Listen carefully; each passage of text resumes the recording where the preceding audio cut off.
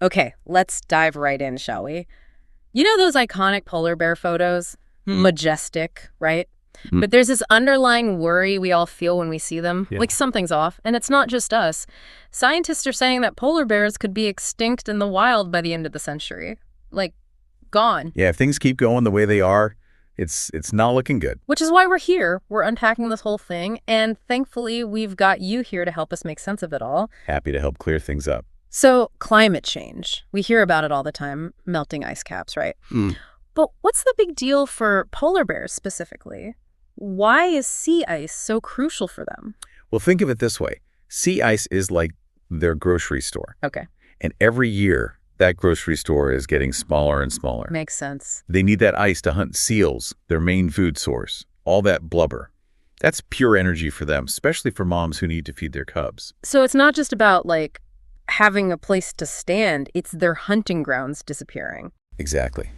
Without those seals, they can't build up the fat reserves they need to survive, especially during the harsh Arctic winters. It's like their whole world is literally melting away. And we read some stuff about how oil and gas exploration is a huge problem too. What's the connection there? Yeah, that's another big one.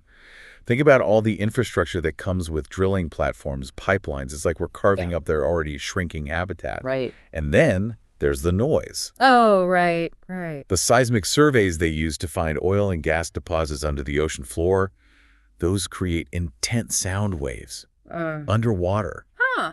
I never even thought about that. And those sounds can travel for hundreds of miles, interfering with the sonar that polar bears rely on to find seals. Wow. So not only is their hunting ground shrinking, but now it's like trying to find food in a silent disco gone wrong. Pretty much. It's a sensory overload they're not equipped to deal with. And to make matters worse, there's more shipping traffic in the Arctic now too, right? With the ice melting, new routes are opening up. Exactly. So now you've got more ships, more noise, more chances of collisions. It's a lot. It feels pretty overwhelming, to be honest. Like, what can we, sitting here, really do to help an entire species thousands of miles away? I get it. That feeling of helplessness is real. But here's the thing. Every action, no matter how small, has a ripple effect. Okay. Supporting organizations doing research, rescuing orphan cubs, advocating for change that all matters, even donating a few bucks, signing a petition, talking to your friends about this stuff, it all adds up. It's like that Margaret Mead quote. Never doubt that a small group of thoughtful, committed citizens can change the world. Indeed, it is the only thing that ever has. Couldn't have said it better myself. You've given us so much to think about, really. Thank you so much for all this. Glad to do it. And for everyone listening, here's a final thought.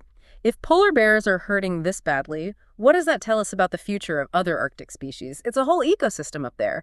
We'll include some resources in the show notes where you can learn more and find ways to help. Thanks for diving in with us.